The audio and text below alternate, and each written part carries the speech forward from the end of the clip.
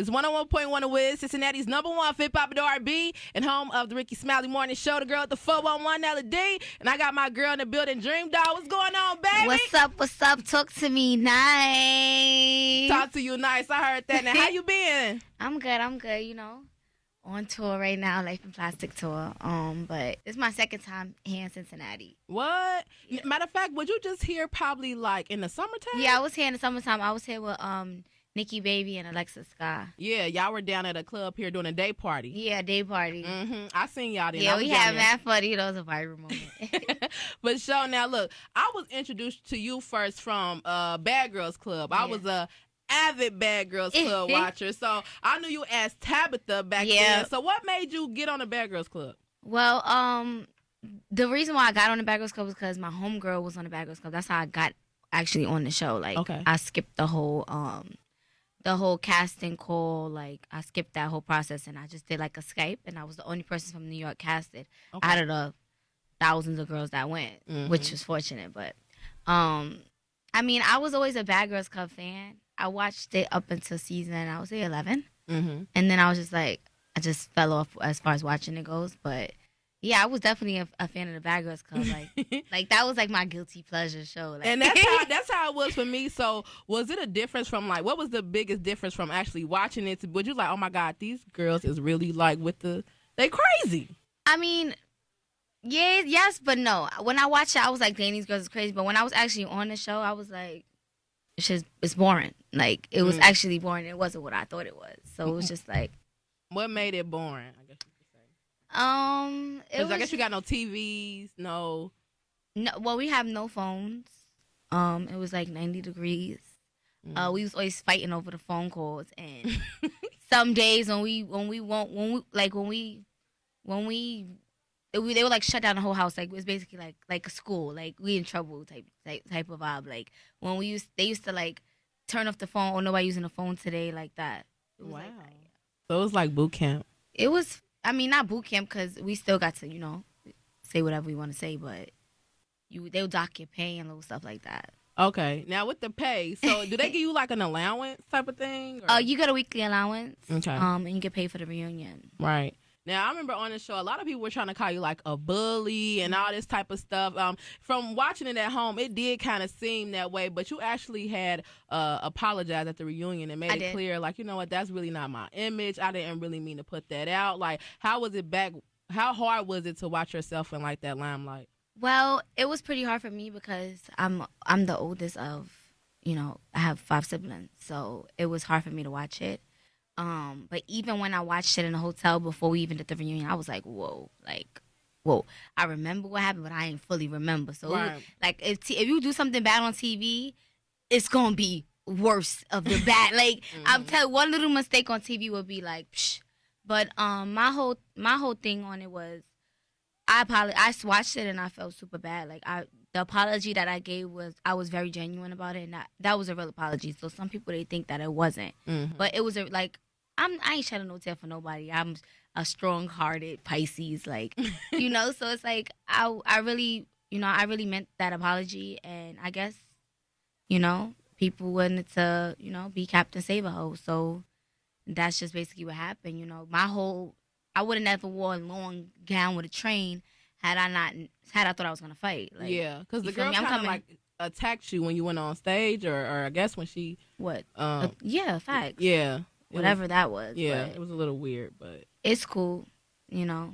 Yeah, she wanted to fight somebody else's battle, but you sit in front of me for the whole event, and you don't say nothing, and then once I walk away, you know, it just was that type of situation. But I'm not here for the Bad Girls Club. Yeah, nah, I'm past that. I'm not giving nobody no clout. Yeah, we gonna keep it moving. You know, like but as a Bad Girls Club fan, I had to, you feel me? I know, bit, yeah. But that's where I met you. That was my stepping stone. That was my, you know, foot in the door. Now, are you still cool with anybody from there, or no? It's kind of like, oh, they cool. No. I'm cool with Persuasion. I'm cool with Winter. I'm cool with Ryan. Basically, all the girls that I came in the house with. I talked to Dread from here and there. We was actually talking about doing a record together. Yeah, because she do music too. Yeah, we was actually talking about that. But besides that, I'm cool with everybody. You know, all the girls are, you know, doing music now. Yeah, and it Half seemed of like you them. the breakout star though, because like with Bad Girl, sometimes it's hard for people to transition out of just that. Just like now, we come here, we gotta talk about. It seemed like everybody gotta talk about that first with you all the time. So how did you end up getting into the love and hip hop scene? Right. So Bad Girls Club was like my step, and Right. I really, the producers, like, they hate my guts. Like, they were like, we were gonna make you seem like the biggest bully in the world. Like, we're not gonna like they already. So I already knew what it was hitting for. And I was like, let me go on this reunion, let me apologize, whatever. So yeah, nah, like it was basically like it was hard for me. Well, at least I thought would have been hard for me, like, transition, like, for me to change that image in people's face. That's why it was pretty hard for me. I didn't know I was ever going to get a chance to be on television again. Right. So it was like once I was given it, it was like, yes, like, I got another chance to show the world that I'm not as bad as this show may have made me seem. So it was like, I really appreciated, being on Love and Hip Hop and stuff. Well, let's get into the tea with Love and Hip Hop. So it seemed like you were dating Safaree for a little second. Are you all still dating? Or no? It didn't work out? It didn't work out. Can you elaborate on why? What was wrong? Is y'all still cool? But it just like we cool. Well, we cool. I feel like as if I learned that, going on like reality TV, and it kind of tears apart friendships. So we don't really talk like that. Like, it's a hit or miss situation, but we wasn't seeing eye to eye, as you can see. And it's like, my whole thing was, if you're dealing with somebody, he got to be team you. You feel me? Like, not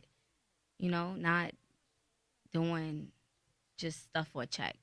Yeah, because it was an issue with him doing a song with another cast member from Love and Hip Hop that you didn't really feel at the time. You was at the time, but things are different now. Okay, so are you cool with like the other cast members for real on Love and Hip Hop? Is it kind of like I don't really rock with y'all? Y'all. Nah, I'm cool with Bree. Bree's my sis, and I'm cool with Mariah. We mend everything, and everything is cool. That's good. That's good to know. Yeah, right. I was wondering. I'm like, is you and Mariah Lynn cool now or not? So yeah, me and Mariah, we cool. We cool. We talk. We text a lot. Okay. So she doing her thing.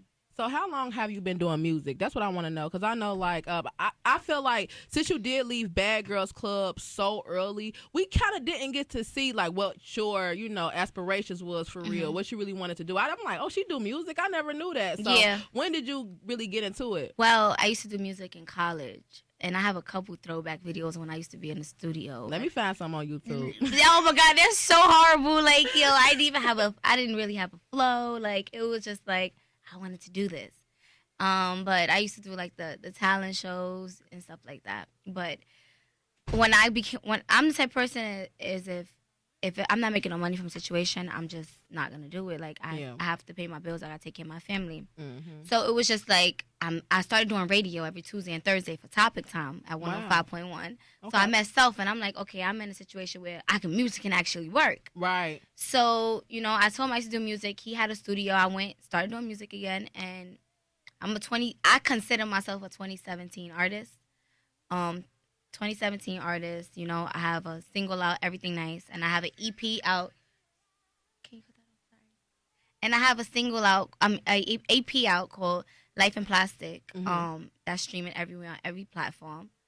And my EP hit number 17 on the charts. Like, that's lit. And people be still trying to come to the kid. Like, if I'm really such honestly, like, I know people that have been rapping for years and they project never even seen a chart. Like, yeah, I really I pat myself on the back for that, because I worked really hard, and I didn't really have a record deal with millions of dollars behind my back pushing my music. Right. It was just like me and Self, me and Self. Even when Life in Plastic dropped, within the first 24 hours, it was going up from like 28 to 19 to 17. That's live. Right, and I'm like, it was so exciting to me, because I was fiending to put out Life in Plastic, because Everything Nice was out for 4 or 5 months, and I just had one single out. So I'm going to shows, and I'm opening up for shows, and I'm just performing Everything Nice. Like, it's just, that's the only thing I have to perform. Right. So when I put out my project, I was like, yes, like, I get to perform more songs, like. And you was excited, like, let's do this. Let's do this. Like, I wanted to do my videos. Like, oh my God, I love making music. And honestly, I fell in love with, it wasn't even just like only me and Self and the opportunity.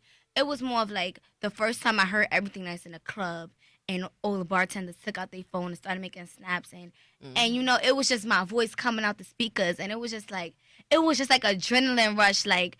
And literally, they played in Aces, which is a strip club in New York. And Future's bopping his head to Everything Nice. I'm like, okay, let me, that was what like really motivated me to keep wanting to do more and more and more. And now, I love hearing my voice like in the speakers and stuff like that. And it seemed like Self is like a good person to work with because he was like, you know, kind of moving around with Cardi when she first started off. You know what I'm saying? So do you feel like being from Love and Hip Hop, you know, Cardi B, she actually left because she wanted to focus on her music. She's like, I don't want the Love and Hip Hop stuff to kind of, you know, overshadow my music. Do you think that you might have to make that decision too? I mean, if I do decide to go next season, it's going to be different for me. I can honestly say that. You know, I feel as if drama, you know, like dims the light on your career. Like your music, it's like sometimes people with Love and Hip Hop, people put the drama first. And it's like, oh, but she has this dope single out, but the drama, you know? So it may bring that, but I'm definitely like positive vibes, like not trying to be on no drama stuff. Like no matter who come for me, like I'm just going to keep grinding and keep winning and just keep, you know, keep growing. Like that's what I could do. You feel me? For sure. Life in Plastic Part 2 about to drop. I'm feeling. The date was supposed to be my birthday, now, when? When? It was supposed to drop on my birthday, February 28th. But I'm actually gonna drop a single. Okay. I'm actually gonna drop a single, which is it's a dope feature on it too. Can't drop that to you. Give us no tea. not just in a little exclusive. You know, this might make the shade room or something. Okay. You know, we dropping the video. That's how it's gonna be. Like I want to drop the day my single drop. I want to drop the video. I feel like that brings more, you know, run the views up, more views up, and it'll bring more hype to the record. All right. Now speaking of the life in plastic, like you really open about like your surgeries and things you done had. Like what would you say to like the other women out here who kind of, you know, contemplating on getting their lips done or their butt done, things like that, the good and negative that comes with it? What kind of advice would you have for them? Well, as far as like surgery and stuff like that goes, I feel like it took a while for me to be like secure and confident that no matter what, like, and like even when I made the video, you know, talking about like why my project is named Life in Plastic and why I made these decisions, you know, people were actually, you know, making fun of me of saying that I was insecure. If you wear makeup, you're insecure. Like you have some type of insecurity. If you wear weave, you're like whatever you want to call it, you have some type of insecurity inside of you, like something. Because if you was out here just team natural, then okay, whatever you like, whatever it is. But I just honestly feel as if you decide to get your body done, make sure you do your research on it, make sure you get it done the right way, and make sure you go to the right people. I actually went to Columbia, and I went to, you know, official doctor. But you know, I was actually watching a lot of stories about, you know, women that, you know, did, you know, get the cheap route out, and you know, it's a lot of like deaths and stuff like that now. You know, I just wish people would read up on it and make sure that's the right decision for them. But I'm all for the enhancement. I'm all for the lips. I'm all for the everything. Like, you feel me? Fixing what you want. If you fix got the money, fix it up. Okay. You know, you could buy your hair if it won't grow, but okay. Definitely. And then it be the people that want to talk about and it's like the reason why I talk so much about, you know, plastic surgery and stuff like that, because people call me plastic. So it's like, if I own up to it, what else you going to call me? Yeah. Like, my project is named Life in Plastic. This is my life, and this is real life. So it's like, at the same time, once you own up to your truth, there's nothing really nobody could say to you.